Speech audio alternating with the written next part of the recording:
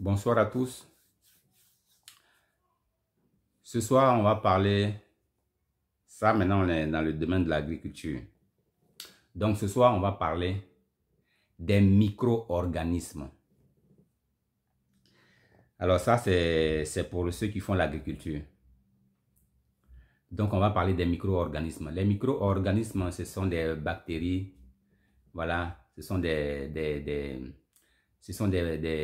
champignons, des bactéries et autres. Mais là, on va parler des micro-organismes, des EM, des MAB, les micro-organismes autochtones bénéfiques. Voilà. Ces micro-organismes, c'est des bactéries, c'est des champignons qu'on trouve, qu'on trouve dans les forêts et qui sont nécessaires aux plantes, à l'agriculture, qui peuvent protéger, en tout cas, tout ce qui est plante, tout ce qu'on fait dans l'agriculture. Ce sont des micro-organismes autochtones et bénéfiques, donc les bonnes bactéries. Donc, ces micro-organismes, c'est de ça qu'on va parler aujourd'hui. Après, il y a d'autres types de micro-organismes qui sont des micro-organismes pathogènes qui peuvent créer des maladies, voilà, mais ce n'est pas de ça qu'on parle, ce n'est pas ça qui nous intéresse. Nous, ce qui nous intéresse aujourd'hui, c'est les micro-organismes, les EM ou les MAB, voilà, les micro-organismes autochtones bénéfiques, voilà, les bactéries qui sont bons pour l'agriculture. Donc, tout agriculteur aujourd'hui doit être curieux et doit aller chercher les bonnes informations pour l'agriculture. Moi, les micro-organismes, je les ai découverts, ça fait un moment, et j'ai fait des recherches dans ce domaine-là. Donc, j'ai trouvé vraiment que les micro-organismes, c'était vraiment très important dans l'agriculture. Aujourd'hui, je vois, quand je vais sur les réseaux sociaux, sur Facebook, je vois des gens qui font des posts. Souvent, des gens vont dire, oui, j'ai mes plantes mes plantes de tomates qui pourrissent sans être mûres. Alors, aidez-moi, qu'est-ce que je peux faire? Voilà, ce genre de choses comme ça.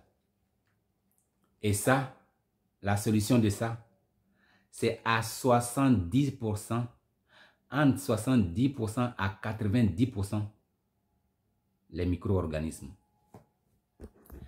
Entre 70 à 80%, ou même 90%, les micro-organismes.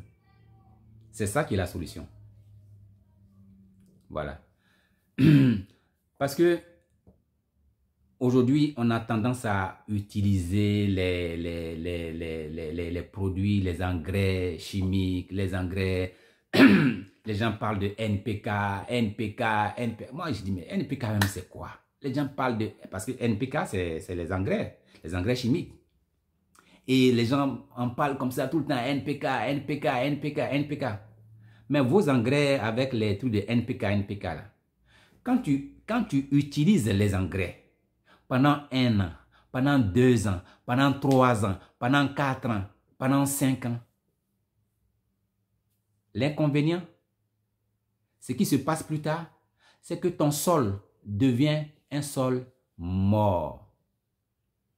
Les engrais et les produits chimiques que les gens prennent pour pulvériser sur les plantes, sur les cacao, sur la tomate, sur les aubergines, tout ce qui est produit chimique, ça tue le sol.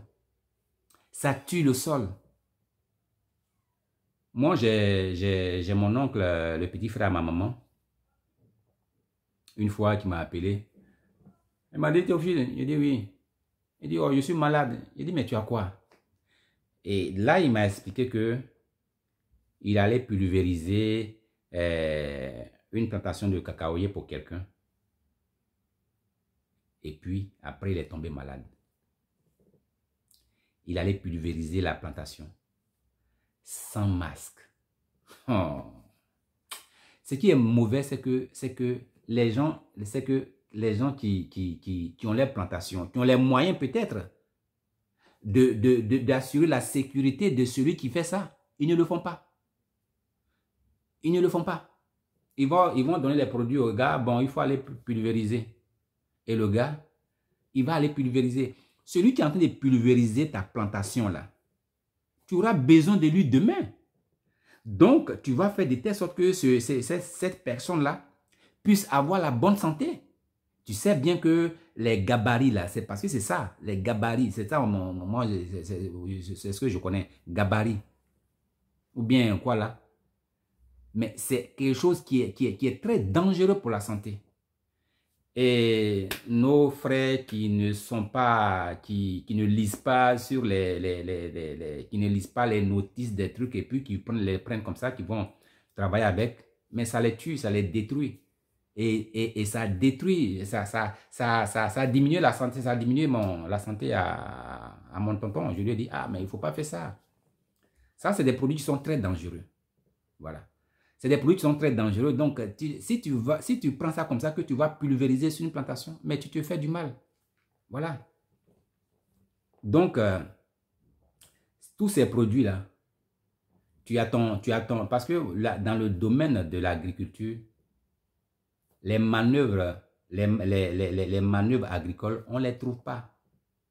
Donc, quand tu as ton manœuvre, fais de telle sorte que ton manœuvre soit en bonne santé. Aujourd'hui, il y a des produits bio qu'on prend pour pulvériser, les plantations de cacao. Moi, je connais aujourd'hui pas mal de produits biologiques que les gens ont mis sur place, que les gens ont fabriqués et qui sont très efficaces. Toi, tu donnes des produits chimiques à des gens pour aller pulvériser ta plantation. Est-ce que tu penses que sur 2, 3, 4 ans, ce monsieur-là, il va continuer de pulvériser ta plantation? Non, parce qu'il sera malade. Voilà. Donc, ces produits-là, ces produits chimiques qu'on prend pour pulvériser les plantations, qu'on prend pour aussi enrichir le sol, comme les NPK ou autres, c'est des produits qui vont finir par tuer le sol.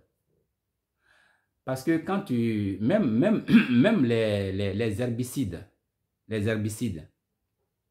souvent les gens, et aujourd'hui les gens prennent des produits très dangereux, les herbicides qu'ils prennent pour pulvériser sur les herbes et puis après les herbes meurent. Donc tous ces produits chimiques-là, ce qui se passe, c'est que ça finit par tuer le sol.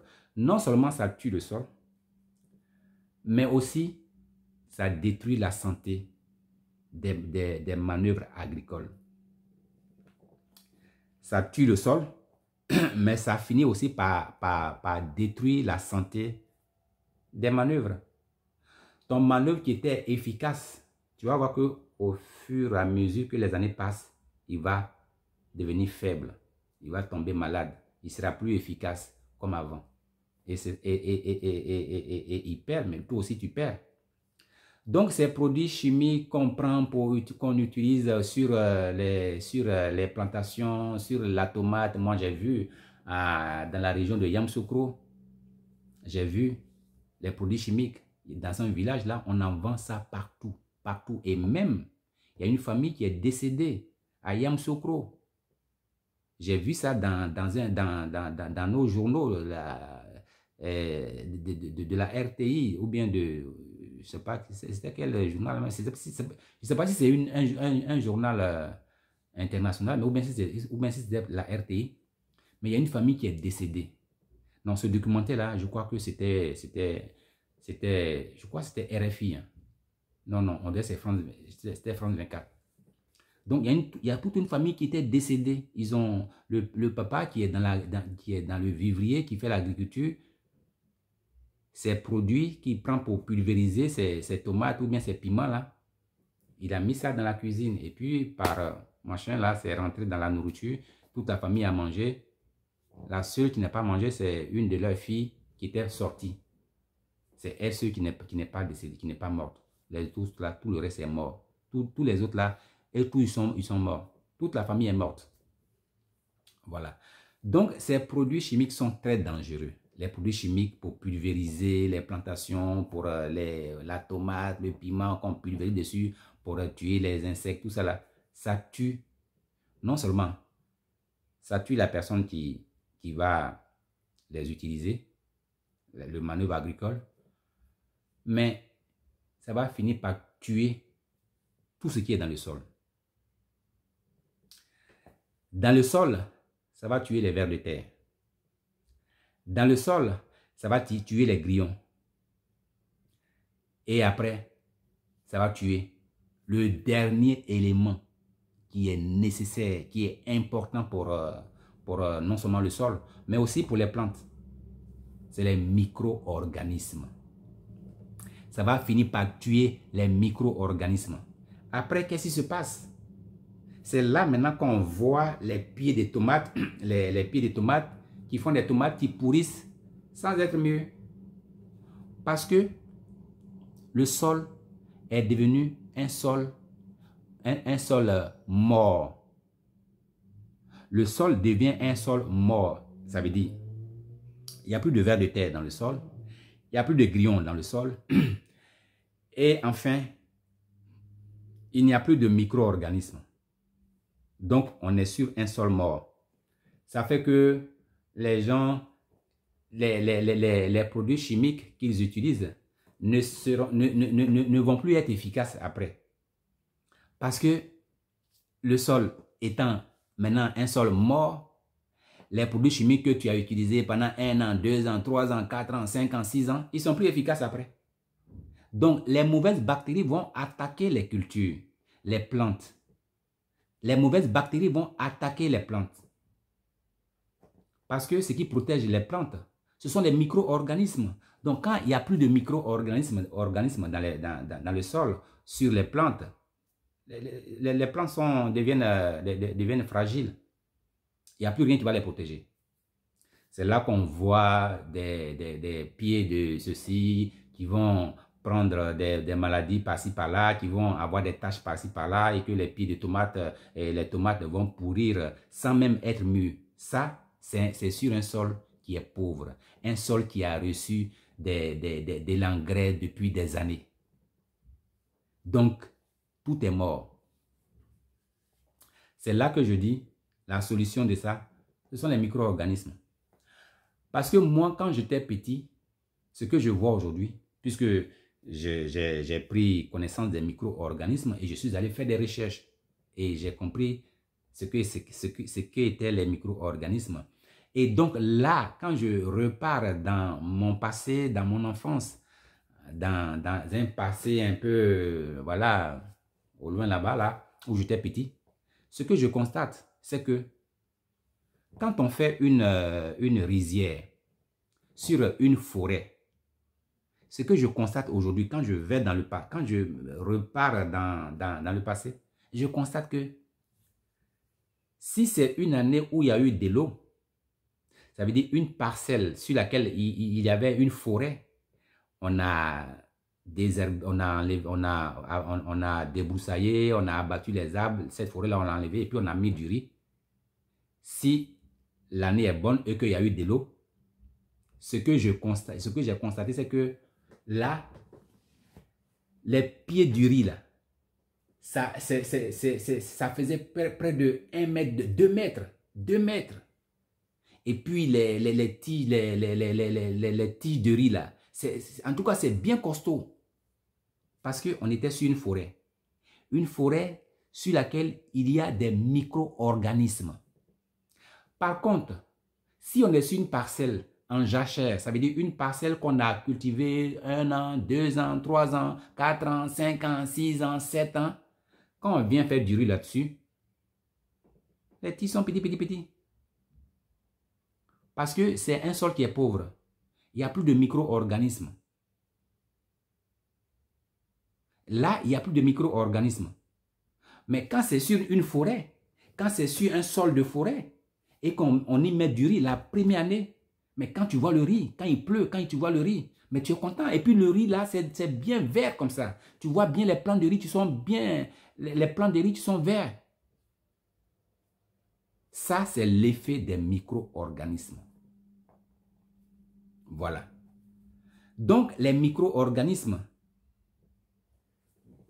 quand les micro-organismes disparaissent dans le sol, ça veut dire qu'il n'y a même plus de vers de terre. Donc, les produits chimiques ont tout balayé, ont tout tué, ont tué tout. Alors, les micro-organismes qui sont les derniers remparts, quand ils ne sont plus là, c'est fini. Il n'y a plus, tu vas aller, les gens vont aller chercher, ils vont laisser, il va laisser son ancien, les anciens, le produit chimique qu'il prenait, il va changer des produits chimiques et à chaque fois il va changer, mais ça ne fait rien. C'est que ton sol est un sol mort. Du coup, tout ce que tu vas prendre, pour pouvoir, tout ce que tu vas prendre comme engrais ne va pas faire grand effet. Voilà. Parce que les engrais, quand tu les prends à force de les utiliser, après, ça n'a plus d'effet. Ça a tué tout dans le sol. Et quand c'est un sol comme ça, le sol, après, il devient très dur. Parce qu'il n'y a plus de grillons. Parce qu'il n'y a plus de vers de terre. Parce que les vers de terre aussi jouent un très grand rôle. Les vers de terre, le rôle que jouent les vers de terre, c'est que les vers de terre creusent des galeries dans le sol.